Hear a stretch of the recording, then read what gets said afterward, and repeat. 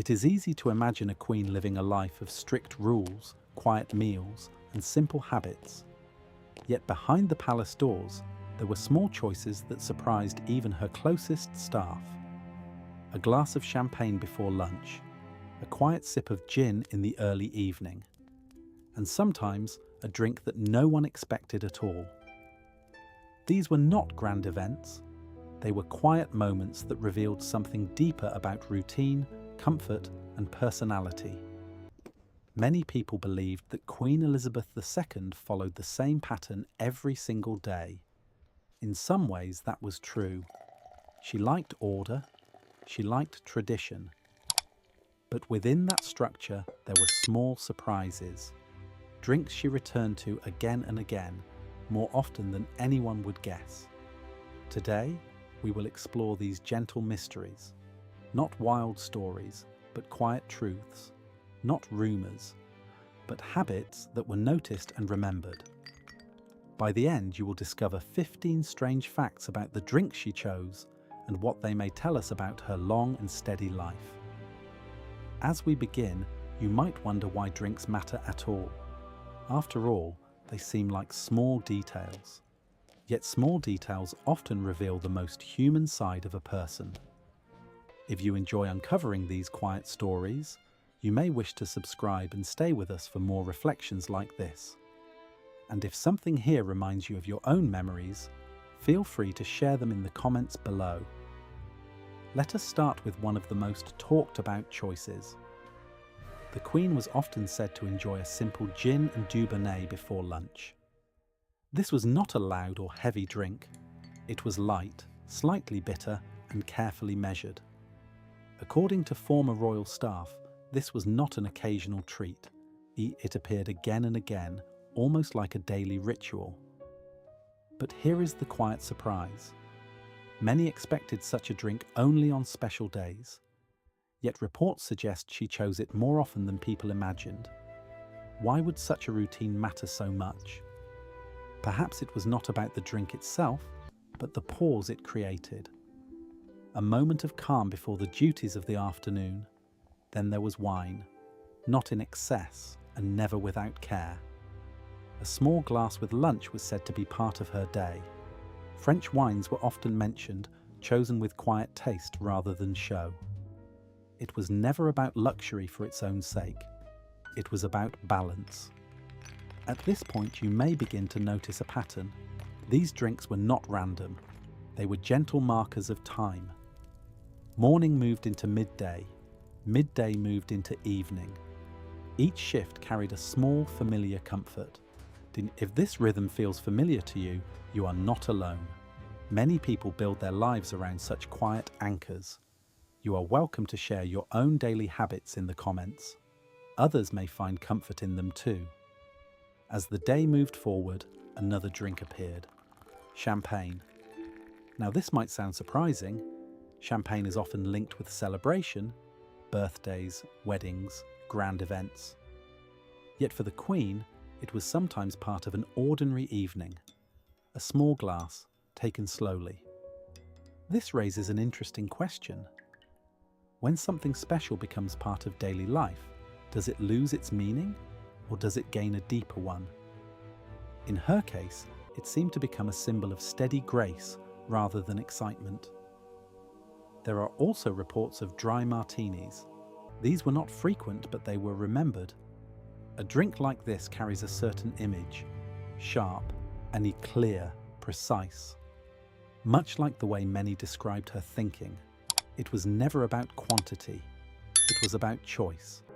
And yet, not all her preferences were strong or bold. Tea remained one of the most constant parts of her life.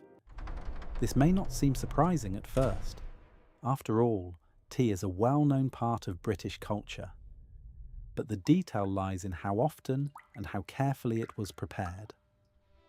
Afternoon tea was not simply a tradition, it was a quiet pause in the day, served with care, taken without rush. Even in the busiest times, this moment was protected. It reminds us that even in a life filled with duty, there is space for stillness. You might be wondering if these habits ever changed. Did travel affect them? Did age bring different choices? According to royal observers, some things remained steady, while others softened over time. Stronger drinks became less frequent. Simpler ones took their place. This shift tells a gentle story about time. As years pass, people often move toward comfort rather than excitement, toward familiarity rather than novelty. It is a quiet transition, but a meaningful one. If you find these reflections interesting, you might consider subscribing to continue this journey with us. And if any of these habits remind you of someone you knew, perhaps a parent or a friend, feel free to share that memory below. These small connections often mean the most. As we continue, we will uncover more of these surprising choices. Some will seem ordinary, others may feel unexpected, but together they form a picture of a life lived with quiet intention. As we move deeper into these quiet habits, a softer and more personal picture begins to appear. The drinks were not only about taste, they were about memory, timing, and a sense of calm that stayed with her through many years. One such example is her relationship with simple mineral water. This may sound plain at first, yet those who worked closely with Queen Elizabeth II noticed how often she returned to it. It was not chosen for pleasure alone, but for balance. Between stronger drinks, between long meetings, and between formal meals, water played a quiet but steady role. This brings us to a gentle question. In a life filled with rich choices, why return so often to something so simple? Perhaps it reflects a deeper truth, that even in the most decorated lives, simplicity offers a kind of rest. Then there was Earl Grey tea. While many people enjoy it, her preference for this blend was noted time and again. Light, fragrant, and never too strong, it suited her steady nature. It was often taken without sugar and with just a touch of milk. A small detail, you are yet one repeated across years. At times guests would notice how carefully tea was served. The cup placed just so, the temperature never too hot. These small acts were not accidents, they were part of a quiet system that brought order to each day. And in that order, there was comfort. You may begin to see how these patterns connect. Each drink marked a moment. Each moment held a purpose.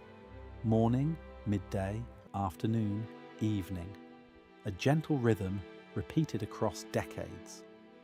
There are also stories of her enjoying a small glass of sweet wine on certain evenings. Not often, but enough to be remembered.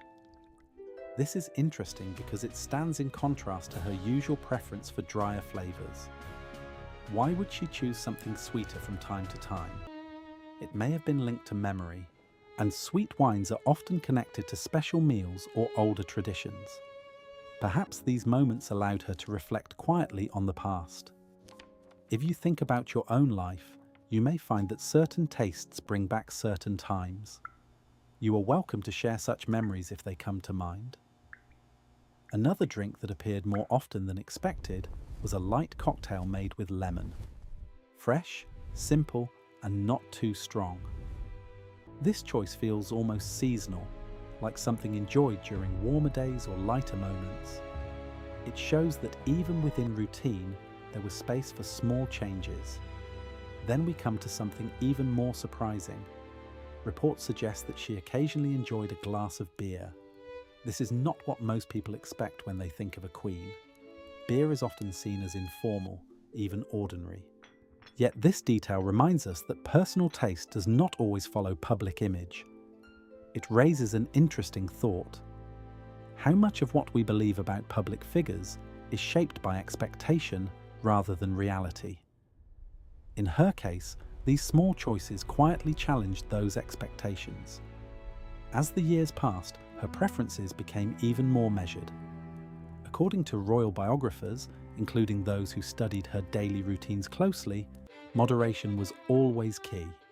Drinks were never taken in excess. They were part of a balanced life, not a distraction from it. This balance may be one reason her habits drew so much attention. people often look for secrets behind long life and steady health. While no single answer exists, her approach offers a gentle clue: routine, care, and moderation. If this idea speaks to you, you might consider sharing your thoughts below. Many viewers find comfort in hearing how others create balance in their own lives. And if you are enjoying this calm exploration, subscribing can help you stay connected to more stories like this. We should also consider the role of hospitality. As a host, she often offered drinks to her guests: champagne, wine, or tea, depending on the time and setting. These choices were not random, they reflected an understanding of occasion and mood. Yet even in these formal moments, her personal habits remained steady. She did not change herself to match the setting. Instead, she brought a sense of consistency into every room. This quiet strength was noticed by many who met her. There is also a deeper layer to these stories. Drinks in many cultures are tied to connection, sharing a cup of tea, raising a glass together. These acts create bonds even in silence. For someone who met thousands of people over her lifetime, such small rituals may have offered a sense of grounding. You might pause here and ask yourself a simple question. What small daily habit brings you a sense of calm? Is it a morning drink, an afternoon pause, or an evening routine? These details may seem small, but they often hold great meaning. As we continue, we begin to approach the more reflective part of her story. The later years, when choices became softer and routines became even more important. Some drinks faded away, others remained. And in these final habits, we may find not just preference, but quiet wisdom. As the years moved gently forward, the patterns of her life became even more settled. The world around her changed quickly, yet her daily rhythm remained calm and familiar. In these later years, the drinks she chose began to tell a quieter, deeper story. Stronger drinks, once part of her earlier routine, appeared less often. According to reports from those close to the royal household, she gradually reduced alcohol in her final years. This was not a sudden change, but a slow and thoughtful one. It reflected care for health, but also a natural shift that many people experience with time. Instead, lighter choices became more common. Tea remained constant, as it had always been. Water too continued its quiet presence throughout the day. These simple drinks may seem unremarkable, yet they carried a sense of steadiness that never faded. There is something meaningful in this transition. When life becomes quieter, people often return to what feels most familiar, not for excitement, but for comfort, not for display, but for peace. One detail that stands out is her continued love for afternoon tea, even in advanced age. This was not simply a habit, it was a moment she protected, a pause that remained unchanged, even as the years passed. It reminds us that certain rituals can carry us through every stage of life. You might wonder if these final routines felt limiting or freeing. Did simplicity take something away, or did it offer something new? For many, the answer is clear. Simplicity often brings clarity. It allows space for thought, for memory, and for quiet reflection. There were also moments when guests still joined her, even in later years. The drinks served were often lighter, more restrained.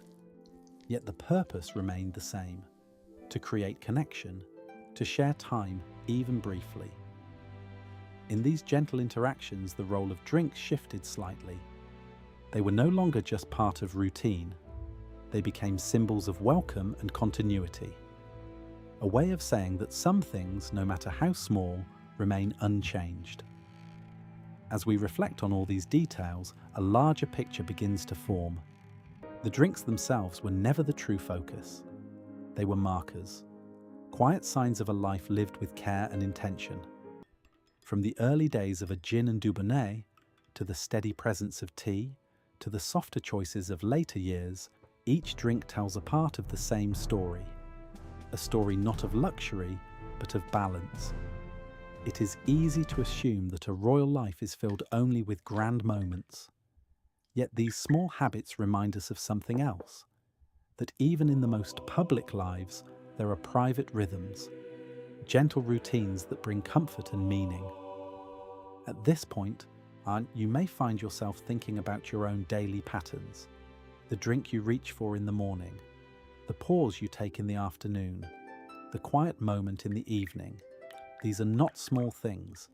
They are part of the structure that shapes each day. If you feel comfortable, you are welcome to share one of your own daily rituals in the comments. Others may find warmth in those shared experiences. And if you have enjoyed this journey, you might consider subscribing so we can continue exploring such thoughtful stories together. There is also a deeper lesson here, one that goes beyond preference or routine.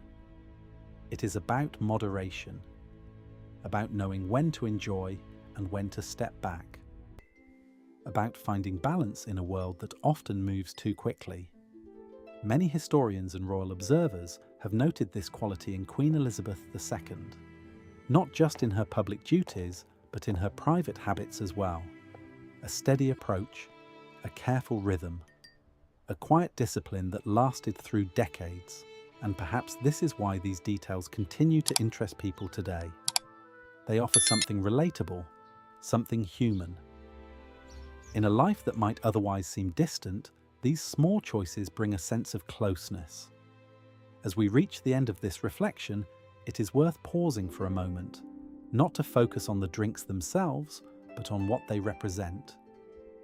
They remind us that life is not only shaped by big events, it is also shaped by small, repeated actions. The things we return to, day after day. The choices that seem simple, but carry quiet meaning. In her case, these choices formed a gentle thread that ran through her entire life. From youth to old age, from public ceremony to private quiet, that thread remained unbroken. And so, we are left with a simple but powerful thought. Perhaps the true elegance of a life is not found in rare or grand moments, but in the steady rhythm of everyday habits, in the ability to find comfort in the familiar and meaning in the small. Thank you for spending this time with us.